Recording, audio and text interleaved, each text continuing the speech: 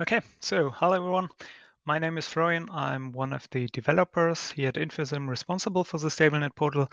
And today we will be doing a small live demo of some of the features that will be coming with StableNet 26.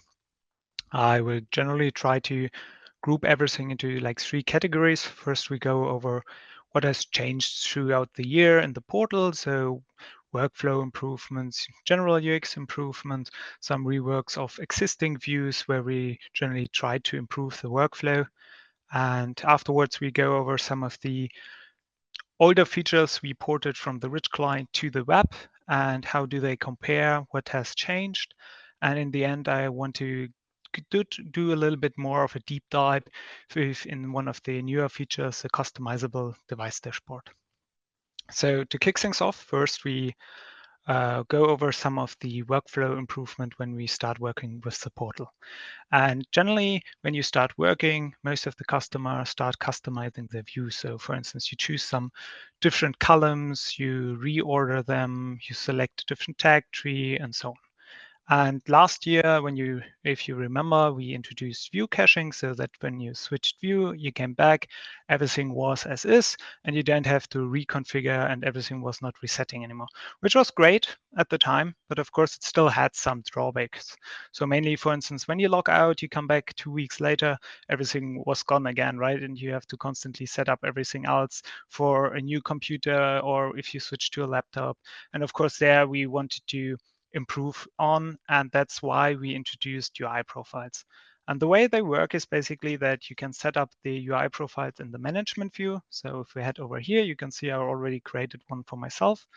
And if we take a look here, it's just a name and a description.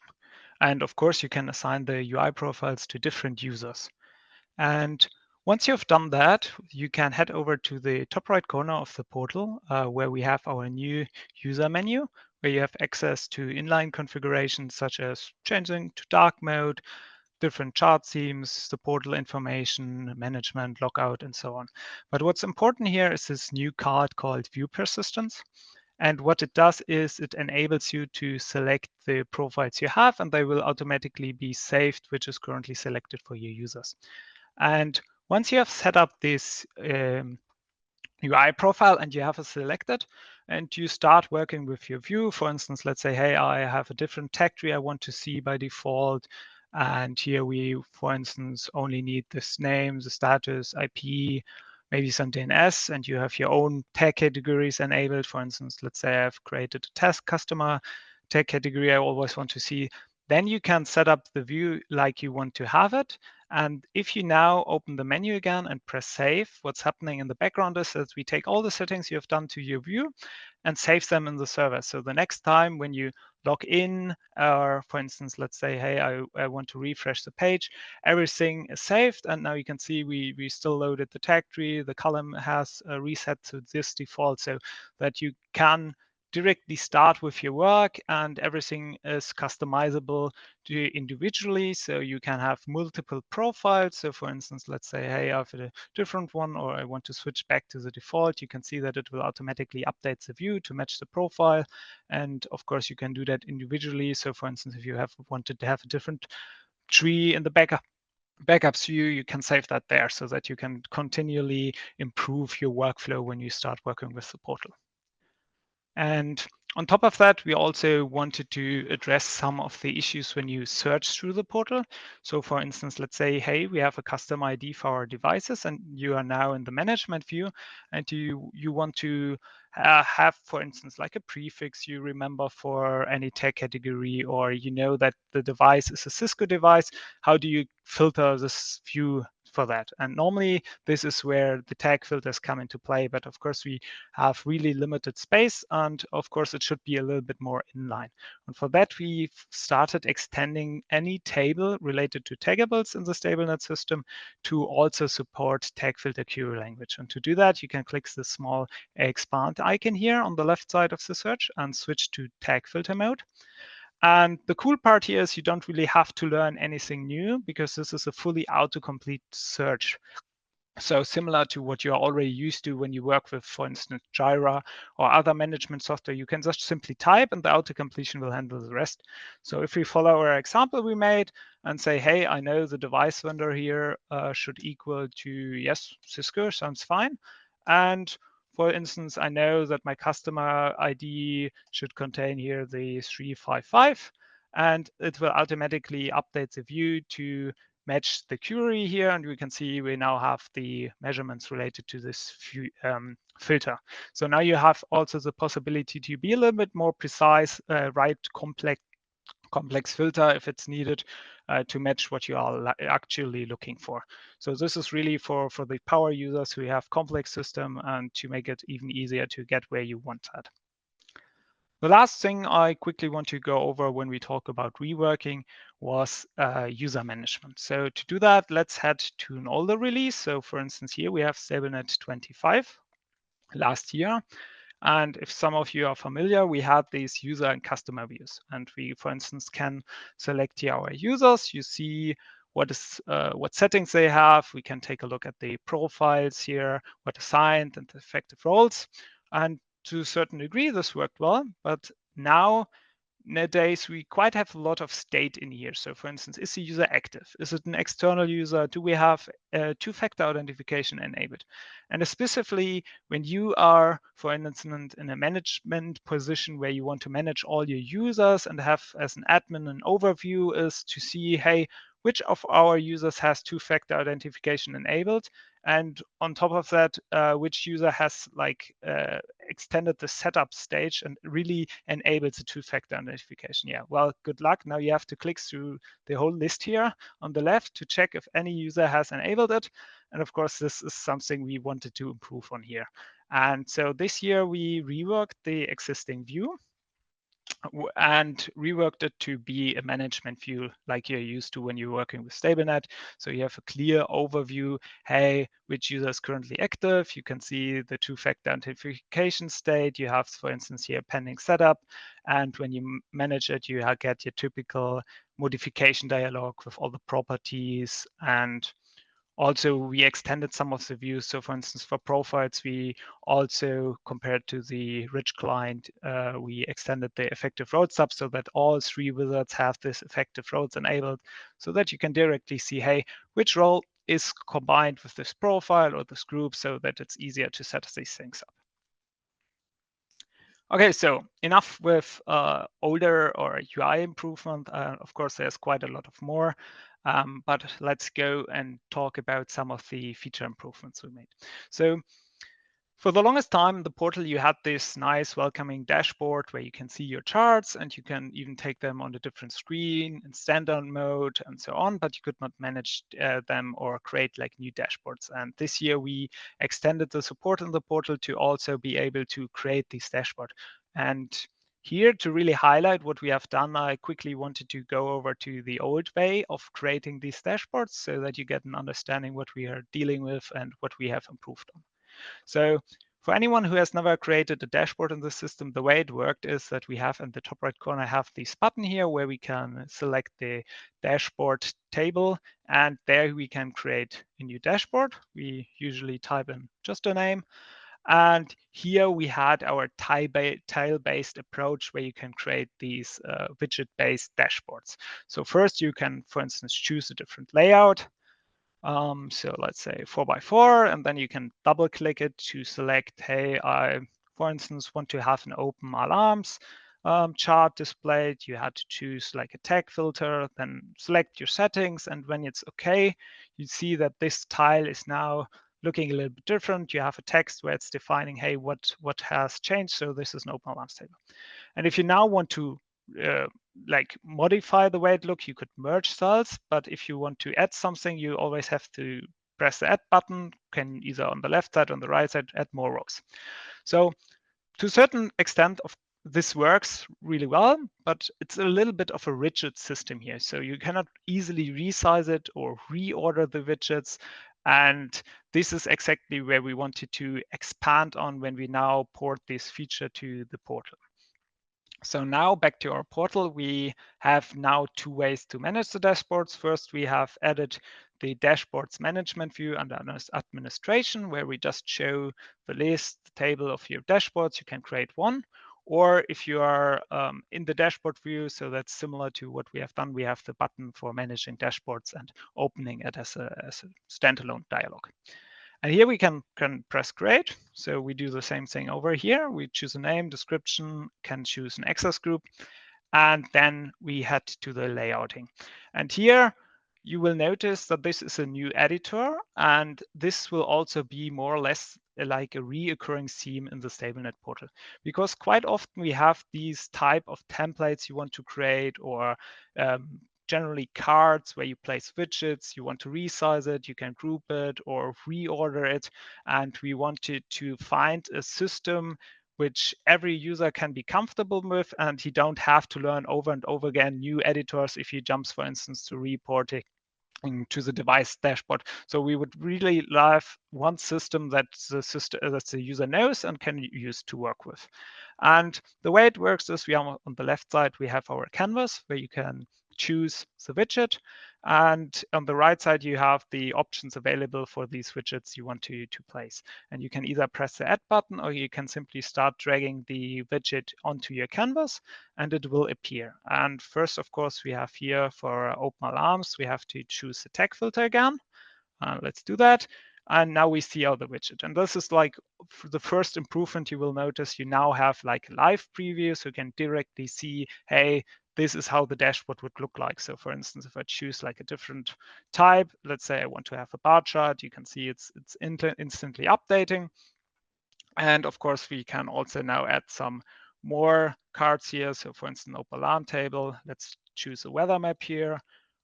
We have a demo available, should be balloon tree, we can see that. And here we also have to choose a new tag filter, so to spot what. And the nice part is because the web makes things easy when we drag and drop and order around, you can simply take your tiles and widget and simply reorder them by dragging them to the position you want. You can even place them a little bit further away, and it will automatically update the layouting. Or when you hover over the edges of these cards, you can even start resizing them so that you get a good idea of what your web dashboard would look like. And if we start creating this now and close the dialog, you can see now that the dashboard looks like what we have created. So really easy system to build these dashboards now, and quite convenient. And yeah, so enough of that. Let's head over to the part Marius already mentioned when we talked about measurement. Of course, we extended the support for measurements here in the portal and have like more wizards available, but also we wanted to have a way that the user can test or debug measurements when they are created. So for that reason, let's open here a ping measurement. And for the sake of the demonstration, let's choose some lower settings so the measurement gets a little bit faster here. And for some of you, you already noticed, we now have a new test button here in the top left corner. And if we click it, it will automatically execute the measurement.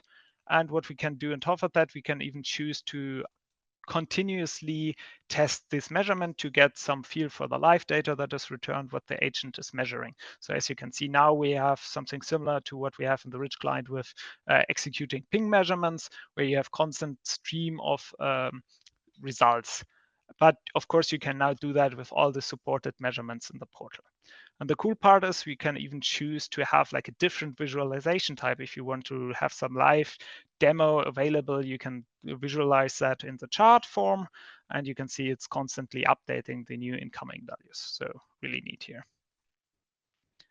Okay, so the next thing I quickly wanted to highlight is reporting. So for the, one of the most requested features is, of course, reporting in the portal. And with this year, we enabled, we reworked a little bit the existing views of the reports. So now they are neatly grouped up by name. You can directly view them in the portal if you create a task or, for instance, the HTML report.